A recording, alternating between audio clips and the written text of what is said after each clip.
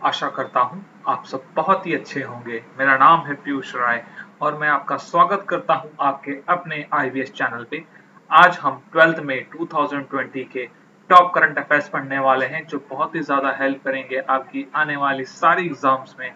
तो चलिए शुरू करते हैं। देखिए, आप मुझे सोशल प्लेटफॉर्म पे कनेक्ट हो सकते हैं। ये रही मेरी इंस्टाग्राम की आईडी, ये रही मेरी फेसबुक की आईडी। इन दोनों आईडी से मैं डेली करंट अफेयर्स के वन लाइनर अपलोड करता हूं जो बहुत ट्रिकी होते हैं और थोड़े कंफ्यूजिंग होती हैं। मेक श्योर आप उसको बहुत अच्छे से पढ़ें जो आपको बहुत मदद करेंगी आपकी एग्जाम में। साथ ही साथ देखिए, आज के लेक्चर का पीडीएफ मैं इस टेलीग्राम चैनल पे अपलोड करूंगा, तो मेक श्योर आप इस टेलीग्राम चैनल को ज्वाइन करें। वहां से आप आज के लेक्चर के पीडीएफ को आराम से डाउनलोड कर सकते हैं।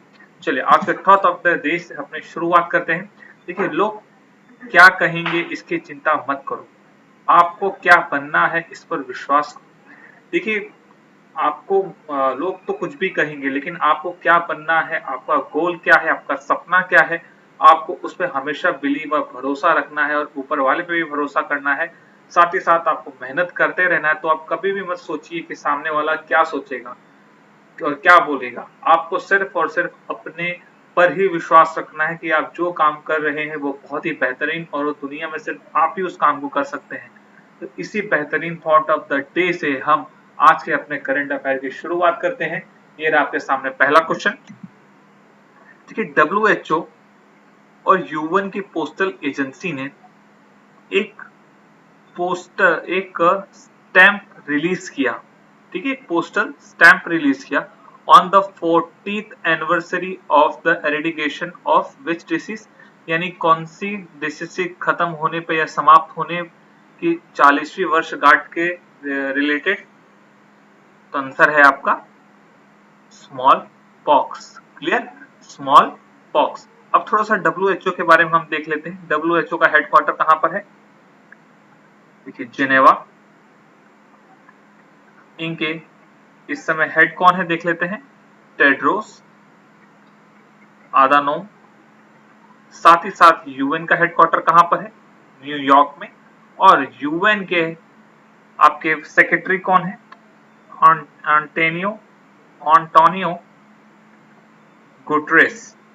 Clear, Antonio Guterres. ठीक है, चलिए सेकंड नंबर क्वेश्चन पे आते हैं अपने। देखिए, name the mission launch by the India to assist island nation in eastern Indian Ocean by providing food items and medicine amidst the COVID-19 pandemic। देखिए, भारत ने एक कौन सा मिशन लॉन्च किया है जो ईस्टर्न इंडियन ओशन में स्थित आइलैंडों को हेल्प करेंगे to providing food items and medicine in during कोविड-19 पैंडेमिक। इस ऑपरेशन का क्या नाम है या इस मिशन का क्या नाम है? इसका नाम है आपका ऑप्शन नंबर 4, मिशन सागर। क्लियर, क्या नाम है इसका? मिशन सागर। ठीक है, अब देखिए, रिसेंटली कुछ और भी मिशन लॉन्च हुए हैं, तो हम उसके बारे में हम थोड़ा सा देख लेते हैं।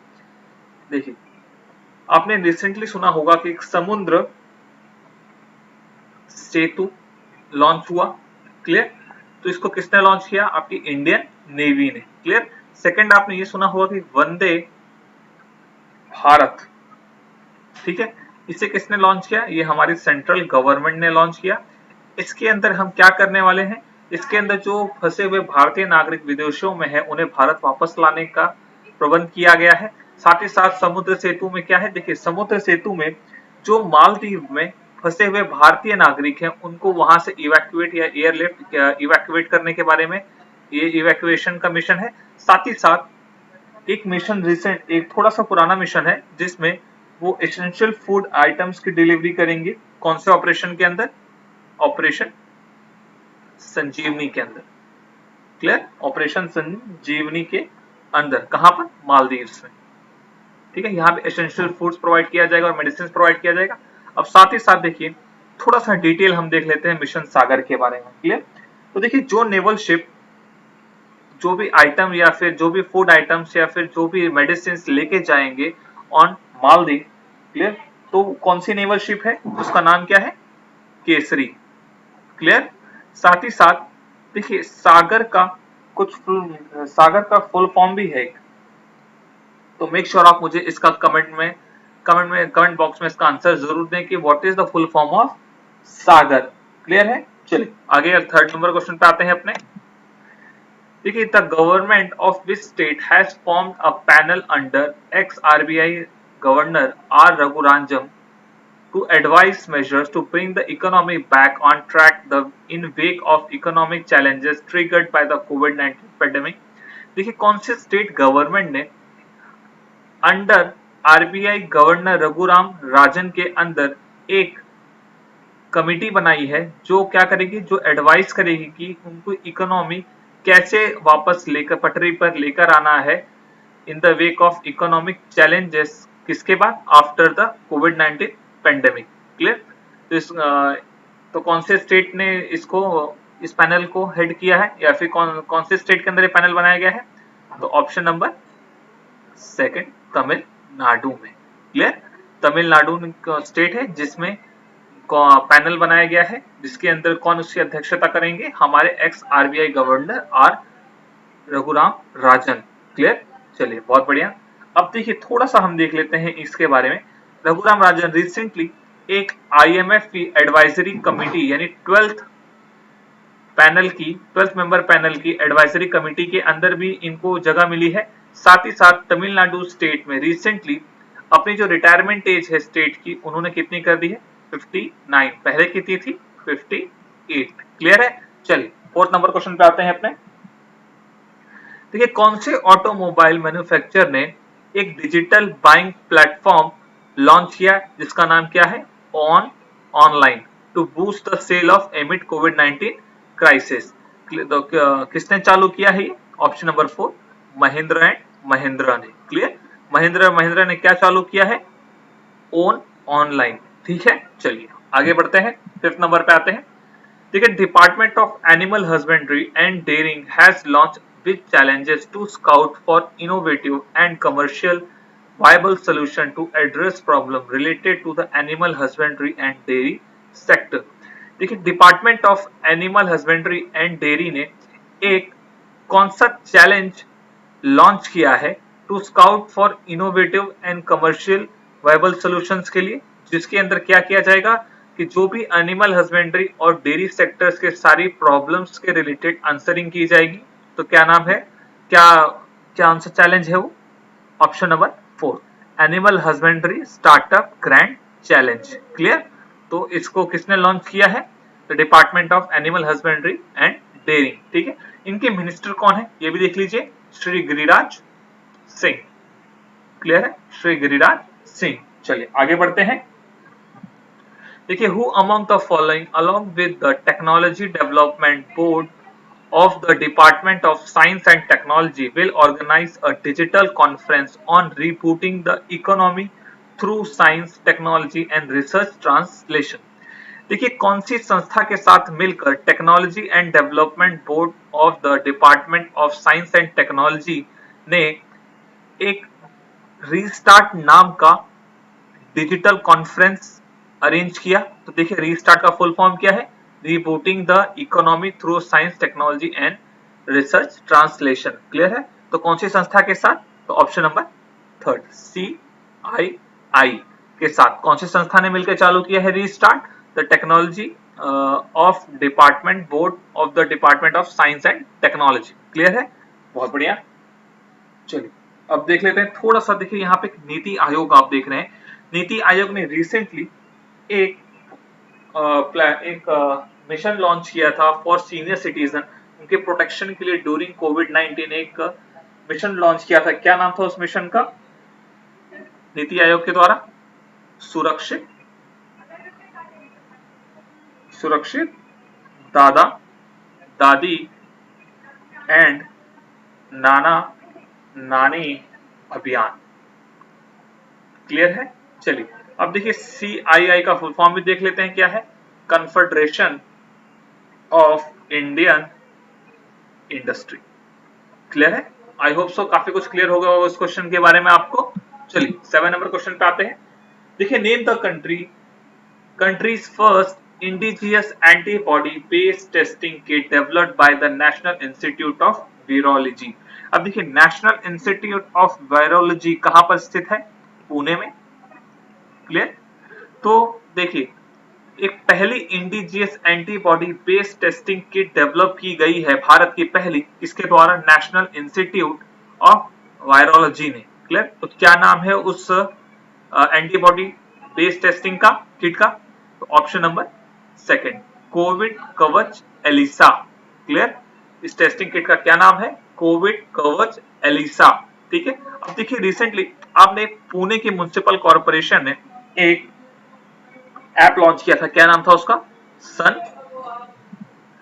देखिए क्या नाम था उसका? Sanyam. Clear. Sanyam mobile app था ये। ठीक है। ये किस चीज के लिए था? ये होम क्वारंटाइन पीपल के ऊपर निगरानी रखने के लिए इस ऐप को लॉन्च किया गया था। किसके द्वारा? पुणे म्युनिसिपल कॉर्पोरेशन के द्वारा। ठीक है। चलिए 8 नंबर क्वेश्चन पे आते हैं अपने। देखिए, which of the following institution has developed N automated UV based throughs to sanitize electronic gadgets, papers and currency notes। देखिए, कौन सी संस्था ने एक UV system based through sanitize क्या बोलते हैं इसको? देखिए, थ्रू डेवलप किया है to sanitize the electronic gadgets and paper and currency notes. Clear है। तो कौन सी संस्था ने ध्रुव को डेवलप किया है? Option number third, DRDO. Clear. DRDO ने क्या डेवलप किया है? ध्रुव को।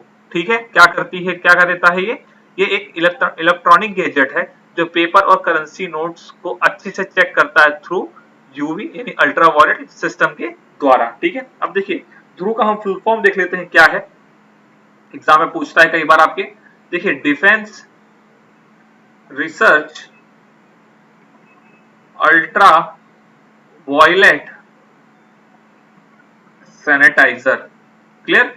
तो defence research ultra violet sanitiser इसका नाम है। ठीक है। चलिए 9 नंबर क्वेश्चन पे आते हैं।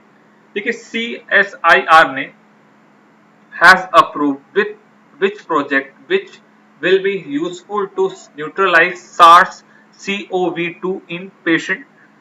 तो कौन सा प्रोजेक्ट डेवलप अप्रूव किया है CSIR ने? देख लेते हैं ऑप्शन नंबर 4।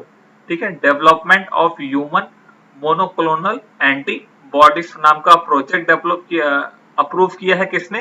CSIR ने। ठीक है। ये क्या करेगा? ये बहुत ही हेल्पफुल करेगा, ये बहुत ही हेल्पफुल प्रोजेक्ट है to neutralize SARS-CoV in patients. Clear है। चलिए, तो किसने डेवलप किया है? किसने डेवलप किया है? Development of human monoclonal antibodies. किसने अप्रूवल दिया है? CSIR ने। ठीक है। चलिए 10 नंबर क्वेश्चन पे आते हैं। देखिए, amid the COVID-19 pandemic, government has hiked the 2020 to 21 market borrowing limits to rupees lakh crore. तो देखिए, गवर्नमेंट ने अपनी मार्केट बोरोइंग की क्षमता अब कितनी बढ़ा दी है? तो option number second, 12 lakh crore. Clear. 12 lakh crore. चलिए आगे बढ़ते हैं, 11 नंबर क्वेश्चन पे आते हैं। देखिए, कौन सी सिटी ने प्राणवायु प्रोग्राम लॉन्च किया है जो एक तरह का क्रिएट अवेयरनेस करेगा तो on the need of self examine respiratory health के रिलेटेड। तो किसने इसको चालू किया है? प्राणवायु प्रोग्राम। कौन सी सिटी ने? ऑप्शन नंबर थर्ड, बेंगलुरु ने। क्लियर। बेंगलुरु ने क्या चालू किया है? प्राणवायु प्रोग्राम। क्लियर। चलिए 12 नंबर क्वेश्चन पे आते हैं।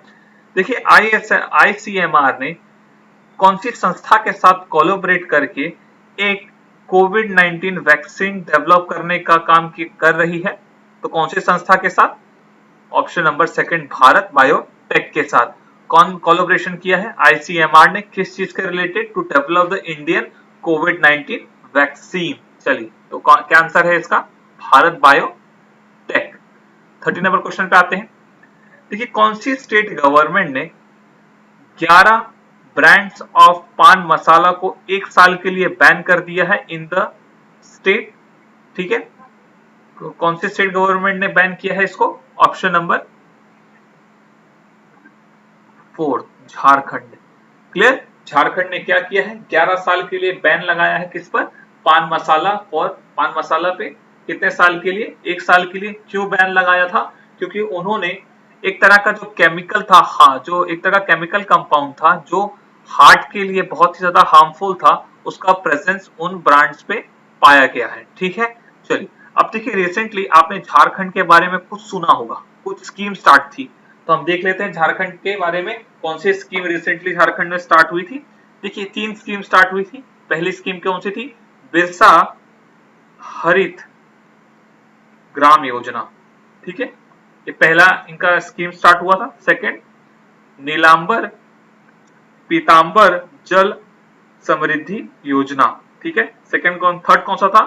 पोटो हो खेल विकास योजना, ठीक है। तो ये 3 स्कीम स्टार्ट हुई थी कहां पर? आपके झारखंड स्टेट के अंदर। चलिए आई होप सो काफी कुछ क्लियर हो गया होगा आपको इस क्वेश्चन के बारे में। चलिए 14 नंबर क्वेश्चन पे आते हैं।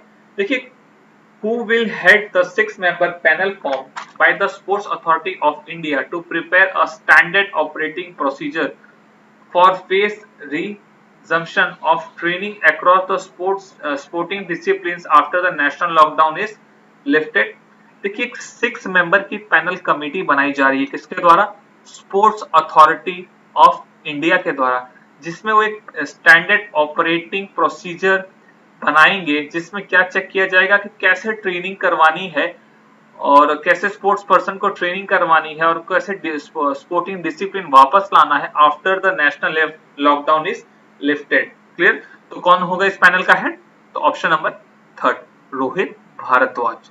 Clear? Option number third, Rohit Bhardwaj. चलिए 15 नंबर क्वेश्चन पे आते हैं अपने। देखिए मेलबर्न क्रिकेट क्लब के, इसको शॉर्ट फॉर्म क्या है आपका? एमसीसी ने के जो प्रेसिडेंट थे उनको सेकेंड टर्म की प्रेसिडेंसी वापस मिल गई है। तो कौन है इसके president? Option number 4, Kumar Sangakkara. Clear? Kumar Sangakkara क्या है? President of Melbourne cricket club. चलिए 16 नंबर पे आते हैं अपने।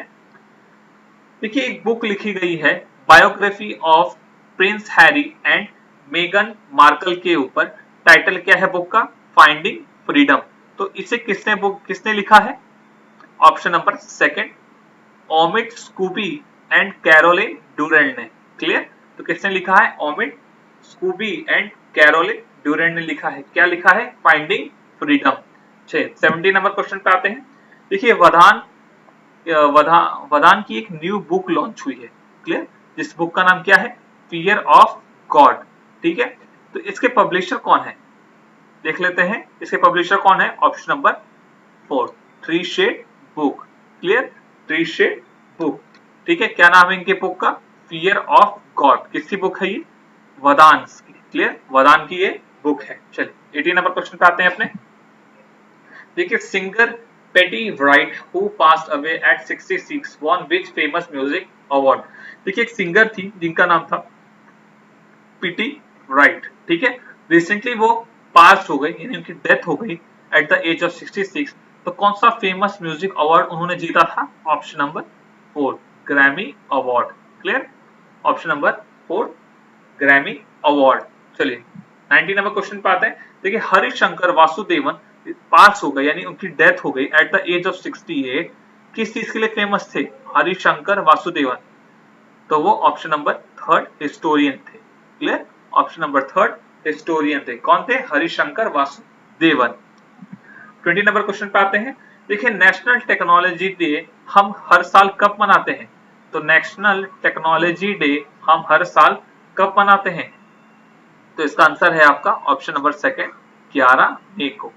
क्लियर? ऑप्शन नंबर 2 क्या है? 11 मई को। क्लियर? चलिए आज के लेक्चर के पीडीएफ आप हमारे इस टेलीग्राम चैनल पे जाके वहां से डाउनलोड कर सकते हैं।